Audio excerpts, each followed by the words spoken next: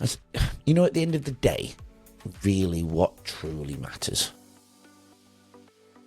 You know, in this final part, James shares his vision for the future, his desire for financial freedom, potentially early retirement, his commitment to making a difference and helping others, seems to be the centre of his purpose. And we've found out that through navigating a few different topics and points in the conversation. His commitment to making that difference and the role of connection in his own life. But more than just success, James understands the importance of contribution and building a legacy too. This, I always like to think that leading our own way is a reminder of how to keep leading your own way too. It isn't just, where you're going. It's about who you become along the journey. And that's what leading our own way is all about. So sit tight. Here's James for the final part of Leading Our Own Way this week with James. Here he is. Have a great weekend and make sure you come back next week for more guests, by the way. Oh, follow, press subscribe. Really helps the show.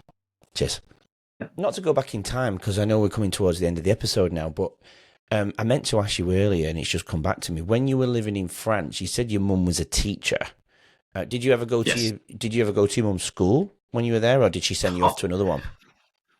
I actually spent 6 months being taught English by my mum in the school. Oh. Yes. So my senior year of what's the school before high school? Primary school? The one before that. Middle school? Okay, maybe it was high school then. Yeah, it could have been middle school. I would have been I can't remember. What it would have been like 12, 13. Yeah. I would have been 14 at the time. It was the year before I went to boarding school. So yeah, it would have been about 14. My mum was the English teacher at the local high school, and I had just been expelled from the high school that I was at, that my stepdad was my ex-stepdad was running as principal. So she worked for him? And she worked for a different school. Oh. So I went to his school, and he and I did not get along. So I left and went to my dad's. And when I came back, I went to the school that my mum was working for as an English teacher, and I sat in the back of her English class for 6 months until I graduated. So yes, I have had my mum as a teacher.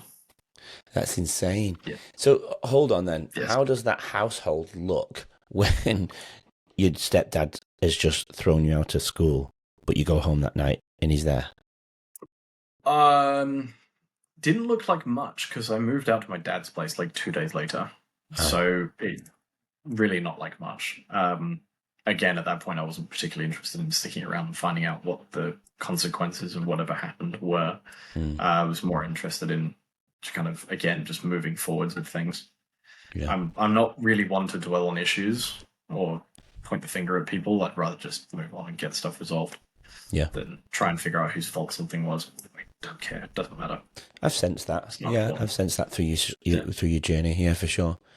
Okay, so before we go to the 3 final questions, I always ask this as well. I suppose it's a 4th final question. If there's anything that you think we've missed that is super important to share with the viewers, what would that be, if anything at all? Look, I think that the important thing to share would be that if you do have, if you do have a journey that you do actually want to follow, or that you think that you should be following, you have an inkling, should listen to the little voice inside your head. It is important. It's your conscience. It's telling you that there's something that you should be doing, or it's telling you that there's something you shouldn't be doing. Listen to it. It's important. Don't just ignore it because somebody else told you that this is something you should be doing. If you feel like it's something you shouldn't, don't do it. Stand up for your own person, effectively. Yeah. It's a great piece of advice. Well, I don't need to ask one of the questions, because one of my questions was, what would be your piece of advice? Look, I'm still happy to provide more advice. That's not a problem. I have bucket loads of it. All right. Well, based on your journey then, first of all, is there anything left that you think we've missed of your journey then? Not really. Okay. I think we've done a pretty comprehensive deep dive into it. Okay. I don't think there's much more, at least any relevant information to add to it. So what piece of advice would you give then if someone has been on a similar journey to yourself or is going through a similar journey? Apart from the piece of advice you've just given, what else would you say? Oh, I actually wrote something really, really good down for this. Yeah, go for it. Read it. I've not read it on purpose Yeah. because I didn't want that from you. Oh, haven't. Okay, amazing. Right. So the piece of advice I gave was to ironically not take advice from other people who haven't successfully done something, and to read a lot of books. So books are important. Books are educational. They don't have to be physical books. You can read. You can listen to podcasts, which are really informative. Ebooks are also quite helpful. Just snippets of information are quite helpful. But I think that the biggest thing, particularly in business, but also in your personal life, is don't listen to people who give you advice who haven't done it themselves. There are lots of people out there who want to give you advice for things, particularly in the business world, who've never done it successfully. Right? If someone was trying to teach you maths but couldn't count to 10, why would you listen to them? They clearly have no idea what they're talking about. So why pay attention? Yeah, that's probably my biggest piece. For somebody who wants to follow in my journey, in my footsteps, that's probably the biggest piece of advice I'd give. Okay, I like that. And it's logical, isn't it? It's very logical. It makes sense, right? It's kind of obvious, but nobody thinks about it because we just assume, we see on LinkedIn, business coach or mentor. You're like, okay, but have you actually done any of the things that you're trying to tell other people to go and do? It might be great on paper and it might actually work, but unless you've proven it yourself, it's not just business though, is it? It's every other industry too, right? Yeah, right. Life coaches, right? Great example of this. Life coaches. What's so great about your life? Have you made it to success yet? If so, why are you trying to coach me? Yeah. If you haven't made it yourself. Yeah, that's right. Yeah. That's why I don't want to be a mentor. Right, I could be a mentor based on the amount of information that I have, what I've learned in the last year, but I actually don't want to be one unless somebody really, really wants to be mentored by me.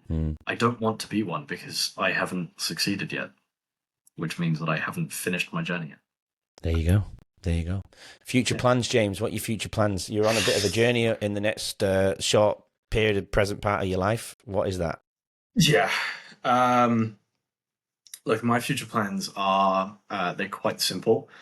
I have realized after having put in a year's worth of work over the last year and probably 3 years worth of work for most people, I have realized that I want the ability to be able to retire whenever I want to. And that's not to say that I will retire.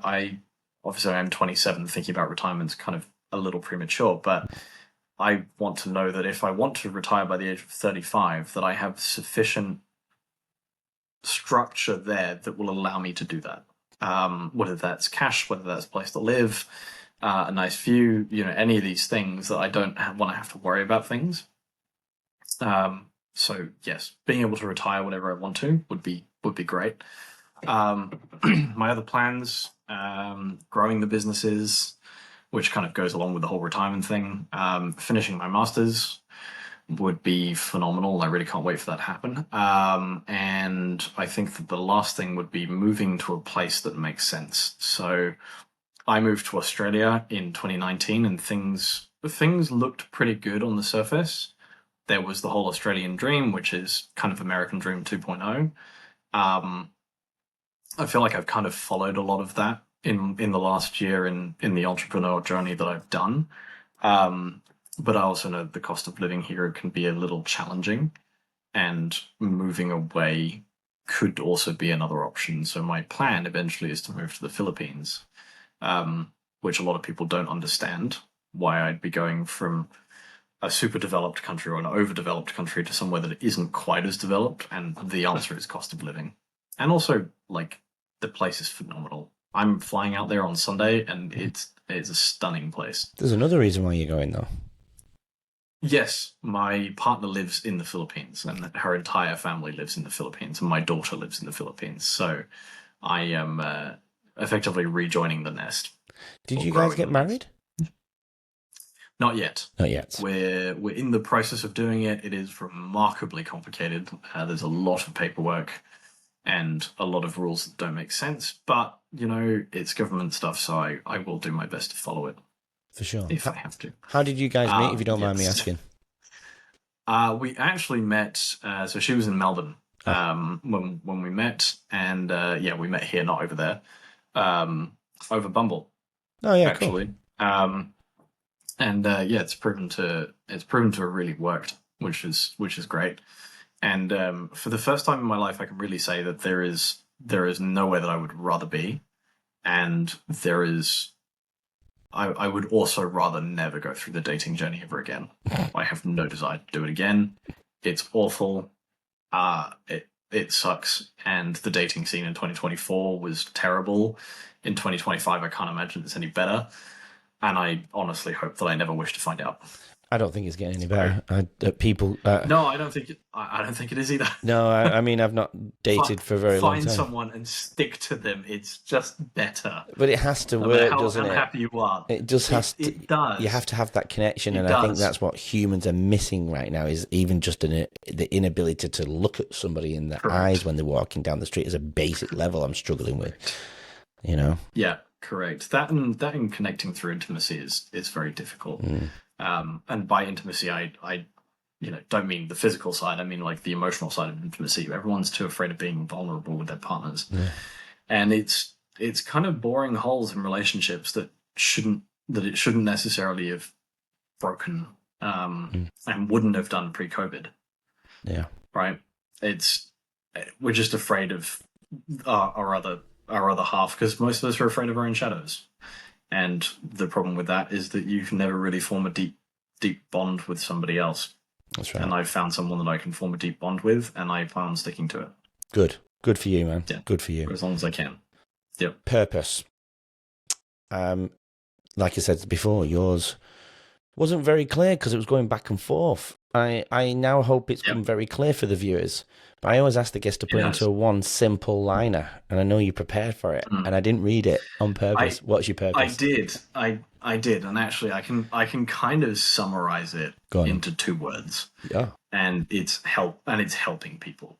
Love it. Right. That is really the crux of what I want to be able to do for the rest of my life, is helping people. It's why we have the charity causes. It's why we have the helping people move to Australia. It's why we have virtual assistants in the Philippines who don't have the same chance as everyone else, and I want to give them the same chance at life that everyone else in more metro or more developed places get.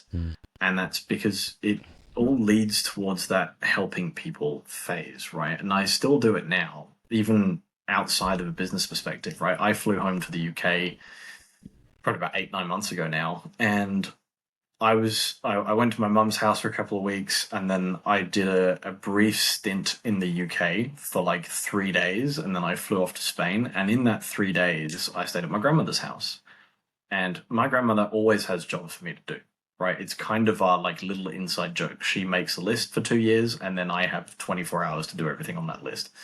And it'll be anything from chopping firewood to, changing light bulbs, whatever else. And this year she got some smart radiators. Now, she's 85, so smart radiators and slightly older people don't always fit together quite well if they don't understand how the technology works. So I sat there for basically 4 hours and just regulated all of her radiators. But that kind of stuff doesn't irritate me. It brings me joy.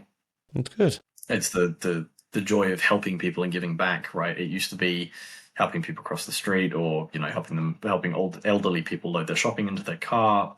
Anything that can help or make somebody else's life better, I'm all in for. Well, it's contribution, isn't it? And it's one of my 4 C's that I live by, and it's the second C after connection is contribution. So that's what you've done tonight, is contributed your story, contributed yourself, and contributed that for people to take away and hopefully implement into their life from some of the words that you shared. So thank you for contributing to my journey as well. If we hadn't have met in the network, you wouldn't have been here on the podcast. So I really appreciate your time. That is very true. Yes. Big shout out to Alex for introducing us. Absolutely. Yeah. that was worthwhile. Thank you so much, James. I appreciate you, and I know we'll be friends even when you go to the Philippines. You have to stay in touch. 100%, man. It'll be so good. And we'll have to 100%. catch up before you leave as well. Yep. Yes. Not before Sunday. I was going to say, unless you want to join me and Alex on Friday, then yes. What are you doing on Friday with Alex? We're catching up for beers to discuss something. Oh, nice. Whatever that is. So yes, if you want to come, you're welcome to join. I'm not going to jump in on you two now. You do your thing. It's fine. I'll be the third wheel. I'm going over to see my fiance. Trust me, the last thing I have on my mind is doing anything but going to sleep, packing my suitcase, which I will definitely do. Yeah. Well, I'm planning out Sunday lunch, so Sunday morning, and then getting on a plane. So yes, I'm at work at the moment. I'm already checked out. I'm already in holiday mode. I don't care. I just bought a bunch of AI stuff today, and I've been playing around with it for the last 10 hours. So I'm already on holiday mode. Good. I've stopped caring. Good. Well, enjoy your time in the Philippines with your partner and your daughter and the whole family. And I appreciate your time and you sharing it on the Leading Our Own Way podcast. So thank you, James. Thank you for having me. Not a problem, anytime. To everybody else, thank you for tuning in once again to another amazing episode on Leading Our Own Way. From James, Martin and myself, have a great weekend. Keep leading your own way and come back next week for another amazing guest. We'll see you soon. Take care for now. See ya. Thanks for listening and watching Leading Our Own Way. So we can stay together forever and share more incredible journeys, please subscribe to the channel. That way you won't miss next week's episode and what that amazing guest has to offer to the world. Please support Leading Our Own Way, and we'll get you on next week's episode.